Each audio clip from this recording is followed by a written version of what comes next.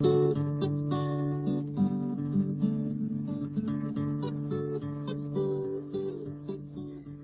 douce airs of Switzerland have proved agreeable to bourgeois and revolutionary alike, and of all its cities, Locarno, which sits on the northern shores of Lake Maggiore, enjoys a climate that is the most equable.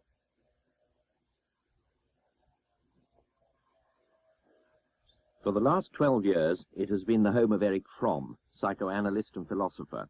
78 years old, Fromm left his native Germany for America with the advent of Hitler, and is the author of many books which dwell upon the human condition. The strict Freudianism of his earlier years was tempered by a feeling that there were external as well as internal currents. In a book called To Have or To Be, published this week, Fromm proposes that there are two styles people use to prove that they are themselves: to add themselves up in terms of what they possess, or to use themselves up in a process of being. Did the first option have disadvantages? Well, I would say at first, what I have I can lose. In other words, if my sense of identity is based on what I have, on my possessions, if I can say I am what I have, then the question arises, what am I if I lose what I have? Therefore, the sense of identity based on what I have is always threatened. A person is anxiously concerned of not to lose what he has, because he doesn't lose just what he has, he loses his sense of self. If I feel I am what I have and I have nothing anymore, then I am not. And that sense of identity, which is based on to be, is entirely different, because that can never be taken away from me except if I'm insane or in some peculiar circumstances. I feel, I see, I love, I am sad. All these human experiences, which can be expressed in verbs, are human activities which are not dependent, which cannot be lost or destroyed. And therefore, the person whose sense of identity is based on what he is, that is to say, on the expression of his inner faculties, potentialities in the world, or in that sense in what he does, but does not in an outward sense, he does not have the anxiety to lose himself because something may be taken away from him. He is really free from that danger. It's perfectly clear to me that the being, as you speak of it, is a process of the quittance of self, and you refer to authorities. One of them most admired, the one that you most admire, is Master Eckhart. Another, I think, is Marx. And I'm wondering if the source of your book, your thinking in To Have and or To Be, finds any source in Marx. Well, in fact, the whole concept of having and being, in the way I find it, stems for me from Marx. Perhaps I can read just one sentence from Marx. He said, "The less you are and the less you express your life, the more you have and the greater is your alienated life." Everything the economist takes from you in the way of life and humanity, he restores to you in form of money and wealth. Now, that is the clearest expression of the difference between having and being as two fundamental and opposite principles. And in fact, it also goes through the whole thought of Marx. Marx is concerned with the question of labor and capital. Now, capital is debt. It's amassed wealth, which then can be used for certain purposes. Labor is a life. And the question for Marx is, what is superior? things, or life. And in his criticism of capitalism, I think between the line or lines, or perhaps as a background, there is the question of life or things and the battle for life. It just passed through my mind as I was reading that whether you also, in condensing reality into the ideas you write down on the page, in incorporating them into your theories, whether in a way you weren't also trying to have reality. This book I wrote, To Have Or To Be, while I am writing it, I'm fully in it. When it's finished, it doesn't interest me anymore. I don't read it anymore. I'm occupied with new ideas. It bores me in the last analysis because it is not, I don't consider it, I don't feel about it. This is my book that I wrote. But so these are ideas which I once wrote down, and I'm not really interested anymore. I'm interested in things I'm thinking now, and also without really, it's making a great difference whether that's something to be published or not to be published. And then almost as a rebuke for that thought, that first thought, I felt that writing a book was a way of discharging yourself of yourself. Once the book is complete, you've completed the self, and once the self is, in a sense, complete, it can be forgotten. Actually, in writing a book, one struggles with a problem. One has oneself in some way or another. In writing the book, one clarifies something in oneself, and in publishing it, one hopes that this clarification might be useful to other people who deal with the same problem. One thing I would like to get absolutely straight. You don't, I'm sure, feel that there are such people who are entirely in the having mode and such people who may be entirely in the being mode. What I get at is that these two qualities coexist in the individual. Yes, they coexist, and the question is, like in so many other empirical matters, a matter of quantity, in what proportion it exists. Now, if one would imagine a person who is entirely in the mode of having, I would say he would be insane. And if we would imagine a person who is entirely in the mode of being, we would call him a saint.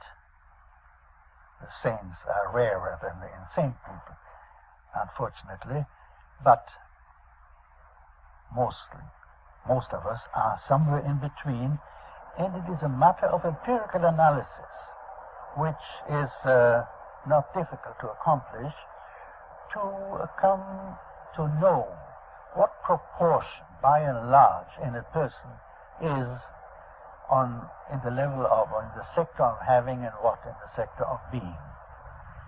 But it's also clear to me that you feel the bias, the general bias of people is towards the having mode in these days. Undoubtedly. We live in a society in which is based, everything is based on, in the first place, private property.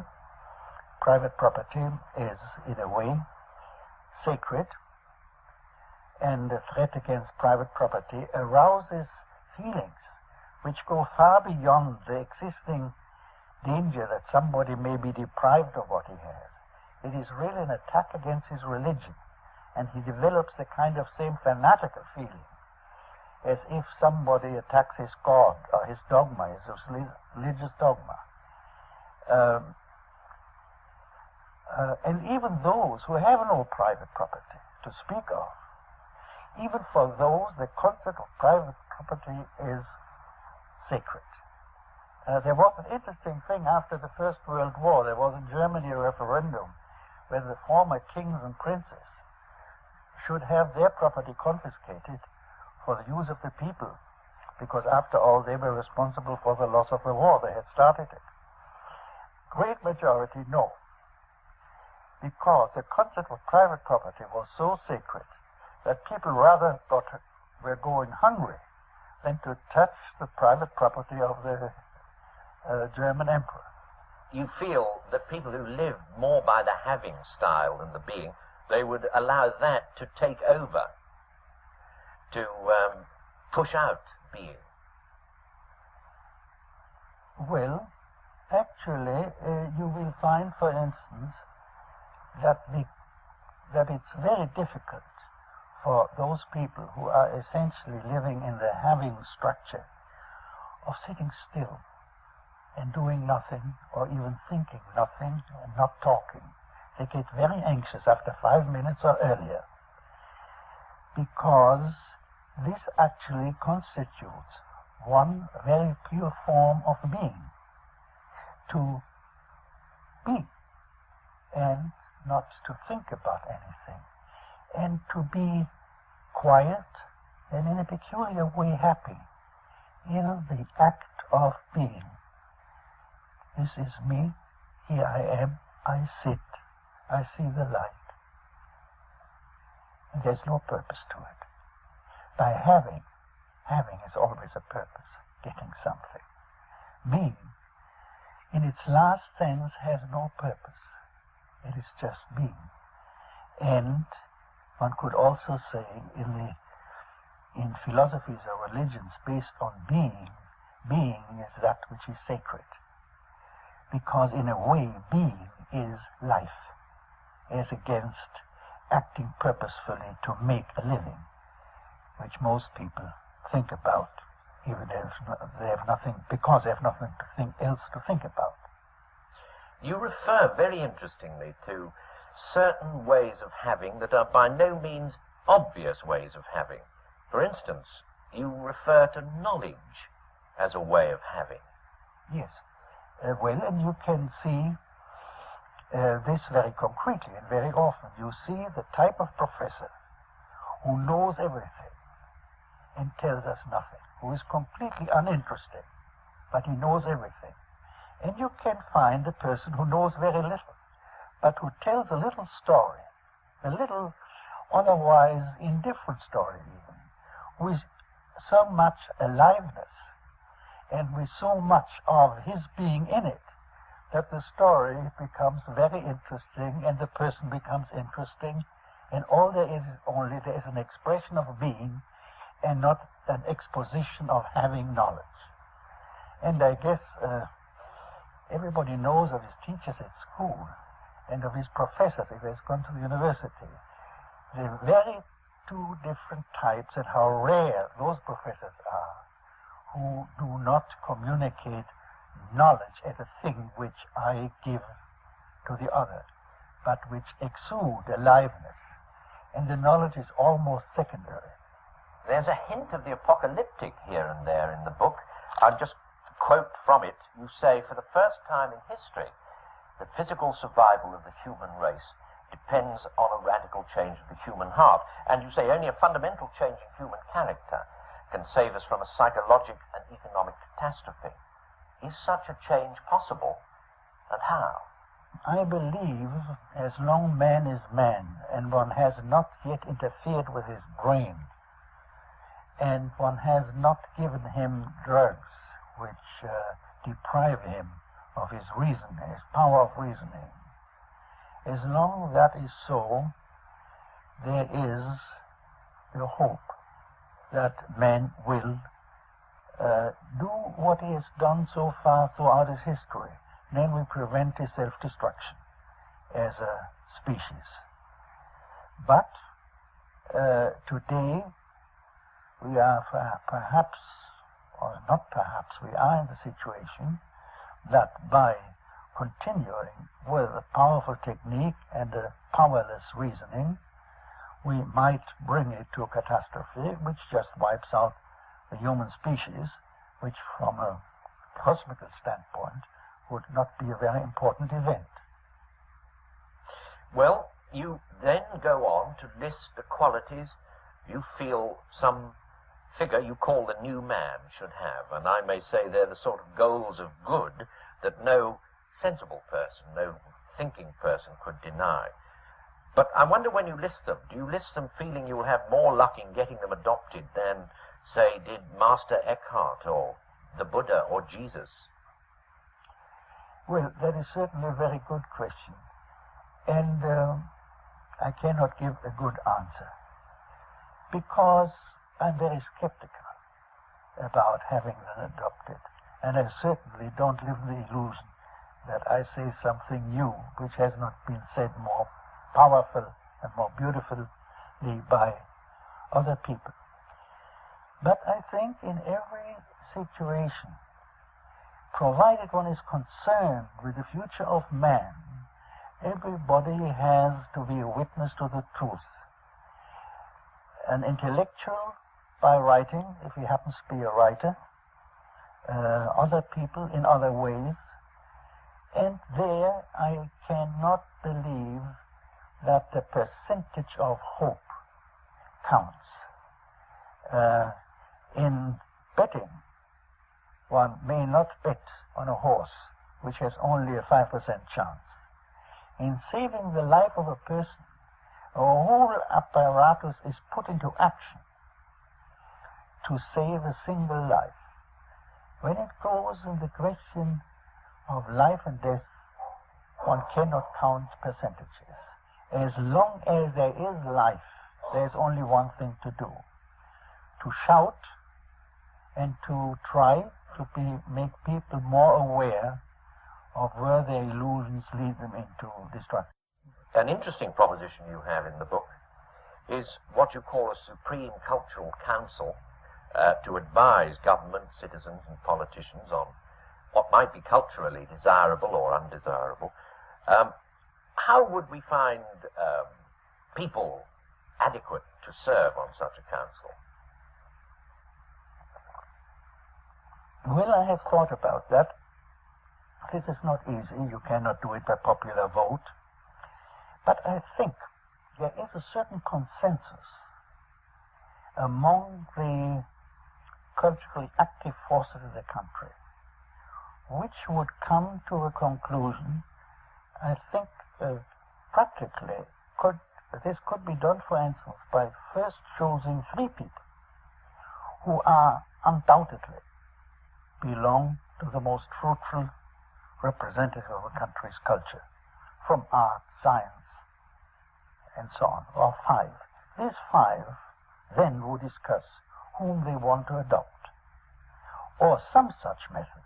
But I don't think it's possible. It's impossible, because really there is a great deal of consensus, provided that it is made clear that people should not be excluded or included because they present a certain idea. But I think such a council would have great influence simply by the respect people have for it, provided a kind of group which evokes respect, not only scientifically or artistically, but in some way also humanly. Let us say Einstein was a man who was greatly respected, not just as a scientist, but also as a human being. So was Schweitzer, who was a historian, theologian. He was so many things, great and musician, and great in the things he did. And there was a respect for him as a person which his appearance gave, the atmosphere he radiated gave. After all, people each person has really a certain, to speak in a very old-fashioned term, aura, a certain quality which he projects, his real self. Now, then he can try to hide that and put something else instead, which is fraudulent. But in the long run, I think people have the capacity to distinguish between that which comes from the real person and that fraudulent thing which he has built up. And sometimes the judgment of the people is quite precise. If you take the case of Nixon, before he ever got involved in what he did get involved, there was a general distrust of Nixon, and the sentence that one wouldn't buy a used car from him was used for a long time, before there was any reason to have doubts about him. And I think that's the case in many ways. We also, I think, make judgments about another person, but we don't permit ourselves to be aware of them because it's not decent, it is not conventional. You may have a sudden impression, as happened to me, about a person. Suddenly you see in him, this man is a thorough swindler. Well, it has happened to many other people. Was a swindler. The person about whom I thought it was more than a swindler. It was a very destructive kind of a swindler. Well, when I saw him the first time, he talked exactly the language we expected would interest me, and I thought, well, quite a nice young man. But then I saw him one day before he saw that I was coming. And like that, I knew what this man was. And I think we all have this experience. And but we don't dare to be aware of what we know. We repress it. Perhaps I could say one word here about repression. Freud has always, Freud's concept of repression was that we repress our irrational strivings, as he thought mainly of a sexual nature. But I think, especially today, one can see the sexual strivings are not so particularly repressed, but what we do repress is the knowledge of the truth. We know much more than we admit, because if we admit to this knowledge, we are in a very uncomfortable situation, because then we see that most of what we hear is mere swindle, distortion, illusion, and that a word of truth is rare. And so we prefer to repress what we know, what the truth is, what the reality is, and I think that is today a much more important and damaging kind of repression than the one Freud was speaking about, the repression of sexual strivings.